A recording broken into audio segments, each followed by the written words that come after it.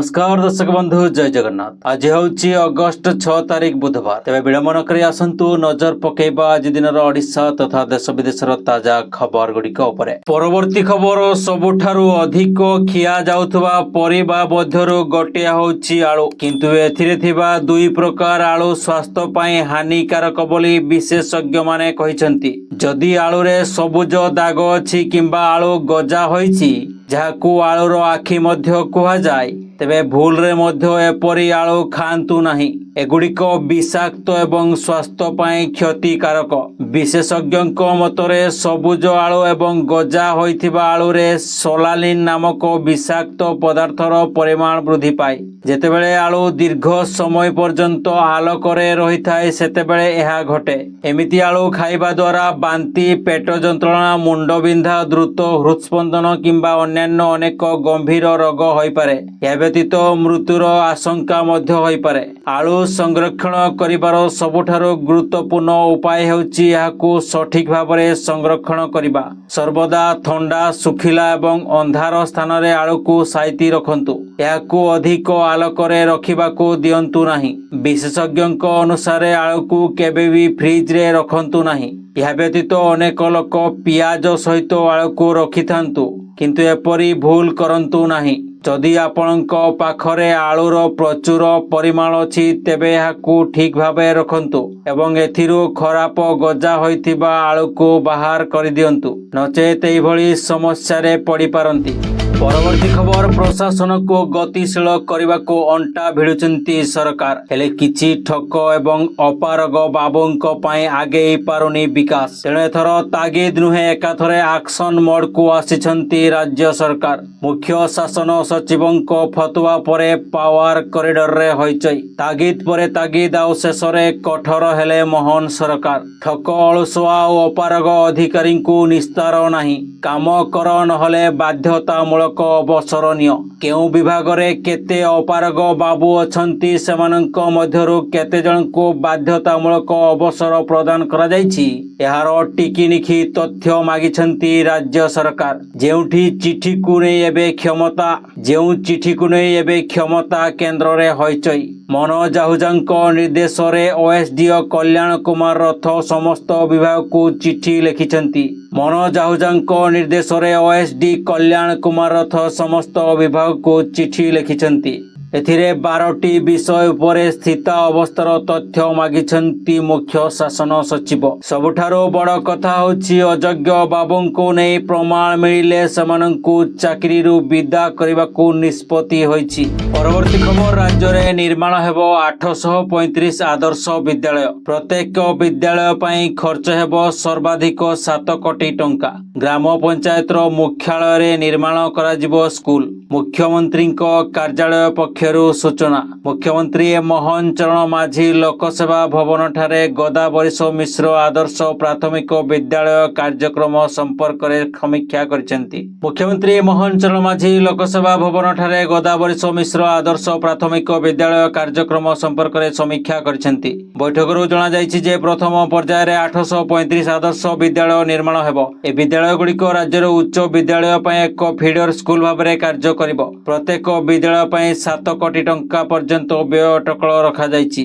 जेउ school रे 100 रु अधिक छात्र छात्री थिबे 2 एकर रु अधिक जमी उपलब्ध हेउथिबो एवं शिशु बाटिका ठारू आरंभ करी अष्टम श्रेणी पर्यंत पाठ पढ़ा हेउथिबो से स्कूल गुड़ी को गदा बरिश मिश्र आदर्श प्राथमिक विद्यालय भावे निर्माण कराजिबो। बैठक रे मुख्यमंत्री प्रत्येक ग्राम पंचायत रो हेडक्वार्टर्स रे भौगोलिक अवस्थिति को दृष्टि रखी गोटिए लेखा आदर्श स्कूल निर्माण कराजिबो। परवर्ती खबर उत्तराखंड रो उत्तर काशी रे पुणी जल प्रलय। गंगोत्री धाम एवं मुखबा निकट रे बादल फटा वर्षा हेबा द्वारा आसिला जल प्रलय। बादल फाटिबा कारण मंगलवार पहाड़ उपरु द्रुत गति रे पानी माड़ी आसीछि। फलरे अनेक घर भासी जाली जाइछि। घटनास्थल रे एनडीआरएफ एवं एसडीआरएफ टीम पहुंची उद्धार कार्य आरंभ करिसेंती। उत्तरकाशी जिलापाल प्रशांत आचार्य कहिसेंती जे एही घटना रे वर्तमान पर्यंत 4 जनकर जीवन चली गलानी एवं 50 जन लोक निखोज अछंती। केंद्र सरकार उत्तराखंड को सहायता करिया पई प्रस्तुत रहिछि। प्रशासन लोकंकु नदी पाखकु जिबाको ବାରଣ କରିଛି। ପରବର୍ତ୍ତୀ ଖବର, ଶ୍ରୀମନ୍ଦିରରେ ପୁଣି ପଶିଲା ହିଡେନ୍ କ୍ୟାମେରା। ଶ୍ରୀମନ୍ଦିରର ପଶ୍ଚିମ ଦ୍ୱାର ଦେଇ ହିଡେନ୍ କ୍ୟାମେରା ଯୁକ୍ତ ଚଷମା ପିନ୍ଧି ପ୍ରବେଶ କରୁଥିବା ବେଳେ ପୋଲିସ ସମ୍ପୃକ୍ତ ବ୍ୟକ୍ତିଙ୍କୁ ଅଟକ ରଖିଛି। ପ୍ରତୀଶ ପାଲ ନାମକ ଏହି ଯୁବକ ପଶ୍ଚିମ ବର୍ଦ୍ଧମାନର ଅଧିବାସୀ ବୋଲି ଜଣାପଡ଼ିଛି। ତାଙ୍କୁ ଥାନାରେ ଅଟକ ରଖାଯିବା ସହ ତାଙ୍କ ମୋବାଇଲକୁ ଯାଞ୍ଚ କରାଯାଉଥିବା ବେଳେ କ୍ୟାମେରା ଯୁକ୍ତ ଚଷମାକୁ ଜବତ କରାଯାଇଛି। କିଛି ଦିନ ପୂର୍ବରୁ ପୁରୀର ଜଣେ ଯୁବକ ମଧ୍ୟ ଚଷମାରେ ସ୍ପାଇ କ୍ୟାମେରା ନେଇ ଶ୍ରୀମନ୍ଦିରରୁ ଧରା ପଡ଼ିଥିଲେ। ବାରମ୍ବାର ଏଭଳି ଘଟଣା ଶ୍ରୀମନ୍ଦିରର ସୁରକ୍ଷା ବ୍ୟବସ୍ଥା ଉପରେ ପ୍ରଶ୍ନ ଚିହ୍ନ ସୃଷ୍ଟି କରିଛି। ପରବର୍ତ୍ତୀ ଖବର, ପୁଣି ଖଟିଆରେ ବୁହା ହେଲେ ରୋଗୀ। ଚିକିତ୍ସାଧୀନ ଅବସ୍ଥାରେ ହେଲା ରୋଗୀଙ୍କ ମୃତ୍ୟୁ। ନବରଙ୍ଗପୁର ପାପଡ଼ାହାଣ୍ଡି ବ୍ଲକ ଜବାଗୁଡ଼ା ଗାଁରୁ ଆସିଲା ଅଭାବନୀୟ ଚିତ୍ର। ଗାଁକୁ ଏକ ଭଲ ରାସ୍ତା ନଥିବାରୁ ପହଞ୍ଚି ପାରିଲାନି ଆମ୍ବୁଲାନ୍ସ। କାଦୁଅ ପଚ ରାସ୍ତାରେ ମୋବାଇଲ ଲାଇଟ୍ ଲଗେଇ ଖଟିଆରେ 2 କିଲୋମିଟର ବୁହା ହେଲେ ରୋଗୀ। ଡାକ୍ତରଖାନାରେ ପହଞ୍ଚିବାରୁ ବିଳମ୍ବ ହେବାରୁ ଶେଷରେ ଚିକିତ୍ସାଧୀନ ଅବସ୍ଥାରେ ମେଡିକାଲରେ ତାଙ୍କର ମୃତ୍ୟୁ ହୋଇଛି। ଜବଗୁଡ଼ା ଗାଁର ଲଳିତା ଜାନିଙ୍କୁ ଗତ 5 ଦିନ ହେବ ଜ୍ୱର ଲାଗି ରହିଥିଲା। ହଠାତ୍ ଗୁରୁତର ହେବାରୁ ଡାକ୍ତରଖାନାରେ ଭର୍ତ୍ତି କରିବା ପାଇଁ ଆମ୍ବୁଲାନ୍ସକୁ ଯୋଗାଯୋଗ କରାଯାଇଥିଲା। କାଦୁଅ ରାସ୍ତା ଯୋଗୁଁ ଆମ୍ବୁଲାନ୍ସ ଗାଁରେ ପହଞ୍ଚି ପାରିନଥିଲା। ଖଟିଆରେ ବୁହା ହୋଇ ଲଳିତାଙ୍କୁ ଆମ୍ବୁଲାନ୍ସ ପର୍ଯ୍ୟନ୍ତ ନିଆଯାଇଥିଲା। ପରେ ତାଙ୍କୁ ପ୍ରଥମେ ମୈଦପୁଲ ପ୍ରାଥମିକ ସ୍ୱାସ୍ଥ୍ୟ କେନ୍ଦ୍ରରେ ଭର୍ତ୍ତି କରାଯାଇଥିଲା, କିନ୍ତୁ ତାଙ୍କର ସ୍ୱାସ୍ଥ୍ୟାବସ୍ଥା ସଙ୍କଟାପନ୍ନ ହେବାରୁ ନବରଙ୍ଗପୁର ଜିଲ୍ଲା ମୁଖ୍ୟ ଚିକିତ୍ସାଳୟ ଏବଂ ପରେ କୋରାପୁଟ ମେଡିକାଲକୁ ନିଆଯାଇଥିଲା। ସେଠାରେ ତାଙ୍କର ଚିକିତ୍ସାଧୀନ ଅବସ୍ଥାରେ ମୃତ୍ୟୁ ହୋଇଥିବା ସୂଚନା ମିଳିଛି। ଗାଁରେ ବିଭିନ୍ନ ସମ୍ପ୍ରଦାୟର 70 ପରିବାର 300ରୁ ଅଧିକ ଲୋକ ବସବାସ କରନ୍ତି। ପକ୍କା ରାସ୍ତା ପାଇଁ ପ୍ରଶାସନ ନିକଟରେ ସେମାନେ ବାରମ୍ବାର ଦାବି କରୁଥିଲେ ମଧ୍ୟ କେହି କର୍ଣ୍ଣପାତ କରୁନଥିବା ଗ୍ରାମବାସୀ ଅଭିଯୋଗ କରିଛନ୍ତି। ପରବର୍ତ୍ତୀ ଖବର, ଆଗକୁ 5 ବର୍ଷରେ ଆପଣଙ୍କୁ କ'ଣ ରୋଗ ହୋଇପାରେ ତାର ଗବେଷଣା କରିଛି ସମ୍ବଲପୁର ବିଶ୍ୱବିଦ୍ୟାଳୟ ବାୟୋଟେକ୍ନୋଲୋଜି ବିଭାଗ। ଏନେ ଏକ DNA କିଟ୍ ବଜାରକୁ ଆସିଛି। ଆଗାମୀ 5 ବର୍ଷରେ କ'ଣ ରୋଗ ହୋଇପାରେ ତାହା ଏହି କିଟ୍ କହିପାରିବ। କିଟ୍ରେ ନମୁନା ଦେବା ପରେ ଏହାକୁ ମୁମ୍ବାଇ ପଠାଯିବ।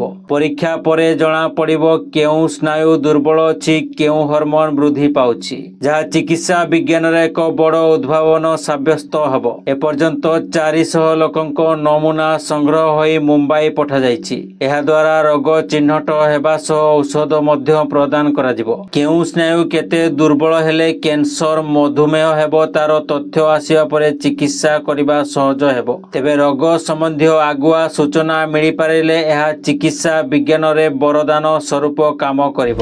ପରବର୍ତ୍ତୀ ଖବର, ନାରୀ ନିର୍ଯାତନାକୁ ନେଇ ଓଡ଼ିଶା ଉଠୁଥିବା ପଡ଼ୁଥିବା ବେଳେ ଓଡ଼ିଶାକୁ ମିଳିଛି ନୂଆ ରାଜ୍ୟ ମହିଳା କମିଶନ ଅଧ୍ୟକ୍ଷା। ଗୋଟିଏ ଦିନରେ 2ଟି ଗୁରୁତ୍ୱପୂର୍ଣ୍ଣ ନିଯୁକ୍ତି ଦେଇଛନ୍ତି ସରକାର। ମହିଳା କମିଶନ ଅଧ୍ୟକ୍ଷ ଏବଂ ରାଜ୍ୟ ଶିଶୁ ସୁରକ୍ଷା ଅଧିକାରୀ କମିଶନ ଅଧ୍ୟକ୍ଷ ପଦରେ ନୂଆ ନିଯୁକ୍ତି ଦିଆଯାଇଛି। ଦୀର୍ଘ 8 ମାସ ହେଲା ଖାଲି ପଡ଼ିଥିବା ମହିଳା କମିଶନ ପଦବୀରେ ନୂଆ ନିଯୁକ୍ତି ଦେଇଛନ୍ତି ସରକାର। ବାଲେଶ୍ୱରର ବିଜେପି ନେତ୍ରୀ ଶୋଭାନା ମହାନ୍ତିଙ୍କୁ ମହିଳା କମିଶନ ଅଧ୍ୟକ୍ଷା ଭାବେ 3 ବର୍ଷ ପାଇଁ ନିଯୁକ୍ତି ଦେଇଛନ୍ତି ମୋହନ ସରକାର। ସେହିପରି ଶିଶୁ ସୁରକ୍ଷା ଆୟୋଗ ଅଧ୍ୟକ୍ଷ ହେଲେ ବବିତା ପାତ୍ର। ରାଜ୍ୟ ମହିଳା କମିଶନ ଭଳି ଶିଶୁ ସୁରକ୍ଷା ଆୟୋଗ ପଦବୀ ମଧ୍ୟ ଖାଲି ପଡ଼ିଥିଲା। ଏବେ ମହିଳା କମିଶନ ଅଧ୍ୟକ୍ଷା ଏବଂ ଶିଶୁ ସୁରକ୍ଷା ଅଧିକାର ଆୟୋଗ ନିଯୁକ୍ତି ପରେ ମାମଲାର ଶୁଣାଣି ହେବ। ନ୍ୟାୟ ମିଳିବ ବୋଲି ଆଶା କରାଯାଉଛି। ପରବର୍ତ୍ତୀ ଖବର, ମହିଳା ସୁରକ୍ଷାକୁ ନେଇ ଗତ କିଛି ମାସ ଧରି ବିରୋଧୀଙ୍କ ଟାର୍ଗେଟରେ ଥିବା ମୋହନ ସରକାର ଏକ କଡ଼ା ନିୟମ ଜାରି କରିଛନ୍ତି। ଦୋକାନ ଏବଂ ବାଣିଜ୍ୟିକ ପ୍ରତିଷ୍ଠାନରେ କାମ କରୁଥିବା ମହିଳାମାନଙ୍କ ପାଇଁ ଏକ ସୁରକ୍ଷିତ ପରିବେଶ ସୃଷ୍ଟି କରିବା ଲକ୍ଷ୍ୟରେ ଏକ ଗୁରୁତ୍ୱପୂର୍ଣ୍ଣ ବିଜ୍ଞପ୍ତି ଜାରି କରିଛନ୍ତି ସରକାର। ଶ୍ରମ ଏବଂ ESI ବିଭାଗ ଦ୍ୱାରା ଜାରି ଏହି ବିଜ୍ଞପ୍ତି ଅନୁଯାୟୀ କୌଣସି ମହିଳା କର୍ମଚାରୀଙ୍କୁ ନାଇଟ୍ ସିଫ୍ଟରେ କାମ କରିବାକୁ ବାଧ୍ୟ କରାଯାଇପାରିବ ନାହିଁ। ଏଥିପାଇଁ ସ୍ୱେଚ୍ଛାକୃତ ଭାବେ ନାଇଟ୍ ସିଫ୍ଟରେ କାମ କରିବାକୁ ଚାହୁଁଥିବା ମହିଳାଙ୍କଠାରୁ କମ୍ପାନୀଗୁଡ଼ିକ ଲିଖିତ ଭାବରେ ସହମତି ନେବାକୁ ପଡ଼ିବ। ସରକାର କହିଛନ୍ତି ଯେ ନାଇଟ୍ ସିଫ୍ଟରେ ମହିଳାଙ୍କୁ ଏକା କାମ କରିବାକୁ ପଡ଼ିବ ନାହିଁ। ଯେକୌଣସି ସିଫ୍ଟରେ ଅତି କମରେ 3 ଜଣ ମହିଳା ଉପସ୍ଥିତ ରହିବା ଉଚିତ। ମହିଳାଙ୍କ ସୁରକ୍ଷା ସୁନିଶ୍ଚିତ କରିବା ପାଇଁ କମ୍ପାନୀଗୁଡ଼ିକୁ ପିକଅପ୍ ଏବଂ ଡ୍ରପ୍ ସୁବିଧା ଯୋଗାଇବାକୁ ପଡ଼ିବ। ଏପରି ଯାନଗୁଡ଼ିକ GPS ଟ୍ରାକିଂ ସହିତ ସଜ୍ଜିତ ହେବା ଉଚିତ ଏବଂ କର୍ମଚାରୀମାନଙ୍କୁ ସେମାନଙ୍କ ଘରେ କିମ୍ବା ସେମାନଙ୍କ ଘର ପାଖରେ ଛାଡ଼ିବା ଉଚିତ। ଏବ୍ୟତୀତ ଏହି ଡ୍ରାଇଭରମାନେ सीधासळख कंपानी तरफरु काम करंतु किंबा सेवा प्रदानकारी माध्यम नियुक्ति हुअन्तु सेमानंकर बायोडाटा एवं पुलिस जांच बाध्यतामूलक हेबो। परवर्ती खबर अमेरिका राष्ट्रपति डोनाल्ड ट्रम्प पुणी थरे भारत को धमक देइछन्ति। सीएनबीसी को देइथिबा एक साक्षात्कार रे ट्रम्प भारत को एक खराब वाणिज्यिक अंशीदार बोली कहिसन्ति एवं आगामी 24 घंटा मध्यरे शुल्क वृद्धि करिया विषय रे कहिसन्ति। ट्रम्प कहिसन्ति जे भारत रूस रु तेल किणुथिबारु से आगामी 24 घंटा मध्यरे भारत उपरे शुल्क वृद्धि करिवे। से रूस सहित भारतर शक्ति आमदानी को एक गुरुत्वपूर्ण प्रसंग भावरे वर्णना करिसन्ति। परवर्ती खबर जम्मू काश्मीर पूर्वतन राज्यपाल सत्यपाल मलिकर मंगलवार दिन 79 वर्ष बयस परलोक घटी। से नुआदिल्ली राम मनोहर लोहिया हॉस्पिटल में चिकित्साधीन अवस्था मंगलवार अपराह्न प्राय 1टा समय शेष निश्वास त्याग करिसेंति। से गुरुतर किडनी रोग रे पीड़ित थिले। परवर्ती खबर अगस्त 11 रे मुख्यमंत्री जन अभियोग शुणाणी अनुष्ठित हेबो। मुख्यमंत्री यूनिट 2 अशोक नगर भुवनेश्वर स्थित पूर्वतन सरकारी प्राथमिक विद्यालय ठारे पूर्वाह्न 11 घटिकारु मुख्यमंत्री मोहन चरण माझी जनसाधारण विभिन्न अभियोग शुणाणी करिवे। ए संपर्क में साधारण प्रशासन एवं साधारण अभियोग विभाग तरफ सूचना प्रदान करा जायछि। ए अभियोग शुणाणी पई ऑनलाइन पंजीकरण आज पूर्वाह्न 11 रे आरंभ। सर्वाधिक 1000 जन पंजीकरण करिया पर्यंत खोला रहिबो। परवर्ती खबर खाद्य सुरक्षा एवं गुणवत्ता निश्चित करिया पई भारतीय खाद्य सुरक्षा एवं मानक प्राधिकरण एक नुआ पदक्षेप आरंभ करिछि। एबे ग्राहक माने होटेल एवं रेस्टोरेंट रे खराब खाद्य किंबा अन्य समस्या पई क्यूआर कोड स्कैन करी सीधा सड़क अभियोग करि परिबे। एई नुआ व्यवस्था ग्राहकों को तुरंत समाधान पई सहायक होबो बोली आशा करा जाउछि। एहा द्वारा खाद्य सुरक्षा सह स्वच्छता उपरे अधिक गुरुत्व दिया जिवो। अभियोग परे तुरंत कार्यानुष्ठान पई एफएसएसआई पदक्षेप ग्रहण करिवो। खराब खाद्य किंबा अस्वास्थ्यकर परिवेश विरुद्ध रे अभियोग करि हेबो। एहा खाद्य सुरक्षा नियम पालन को कड़ाकड़ी करिवो। ग्राहक माने निज अधिकार संपर्क रे अधिक सचेतन हेबे। दर्शक बंधु चैनल टी को जदि एबे जाय सब्सक्राइब करि नाहंती तेबे सब्सक्राइब करी पाखर थिबा ऑल बेल नोटिफिकेशन आइकन टी को दबाई दियंतु जाहा फल रे प्रत्येक दिन सर्वप्रथमे आपण ताजा खबर गुडी को जानि परिबे। एवं वीडियो टी आपण केउ जिल्ला रो देखुछंती कमेंट माध्यम रे जणांतु।